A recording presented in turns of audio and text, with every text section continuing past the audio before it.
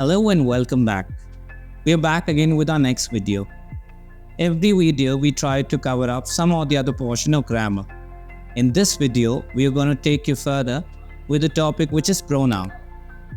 Pronoun, though a very small topic, but still has a good relevance. When we talk about pronouns, what actually is pronoun? Split it into two words, pro and noun. Words which come in place of a noun. Many a times in school we have read about the types of noun. Today in the short video, we will be telling you about the two subsections of pronouns.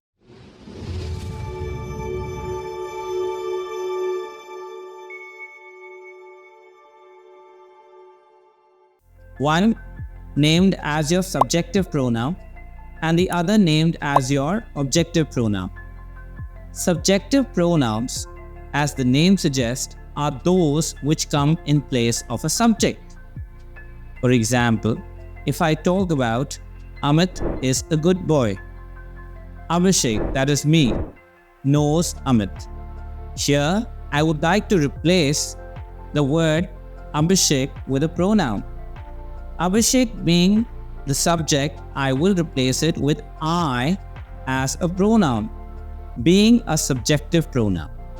So here, let me give you a small list of the most commonly used subjective pronouns.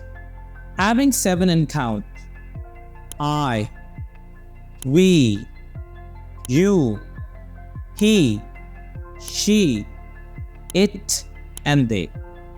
So these are the 7 most commonly used subjective pronouns. Again, to tell you, subjective pronoun being that they are here to replace the subject. Coming up, just the antonym to that, which is our objective pronouns. For talking about objective pronouns, if I go in the chronological order, for I, which is my subjective pronoun, my objective pronoun will be me.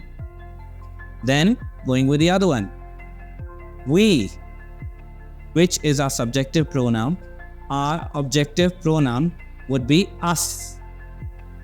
Further, you, let's guess what could be the next.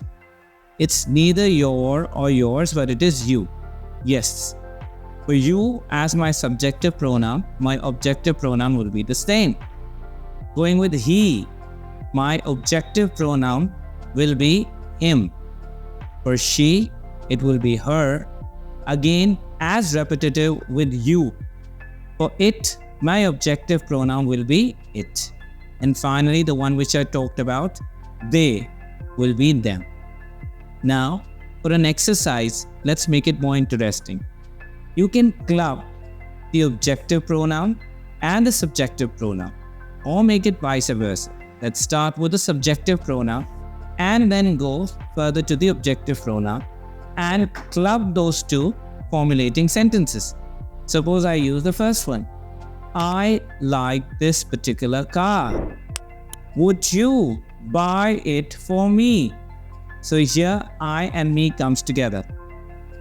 Going further, when we talk about, let's say we are really hardworking, right? And we want you to appreciate this work.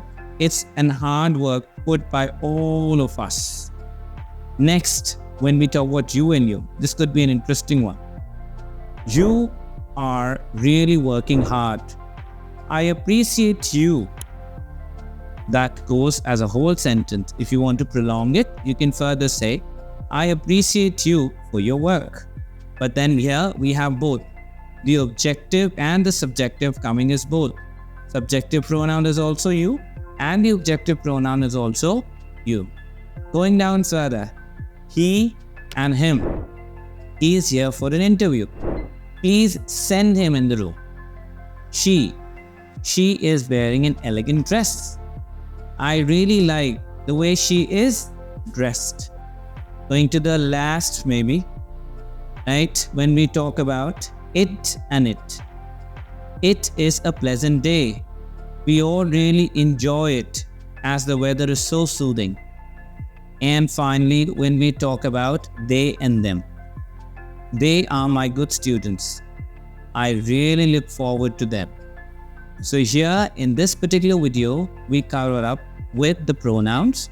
Coming up again, pronouns, words which come in place of a noun. And in a very small and easy way to be saying in a nutshell, I've talked about the subjective pronouns and objective pronouns.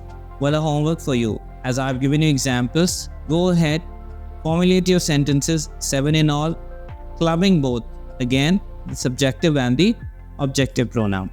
Catch you then next in our next video.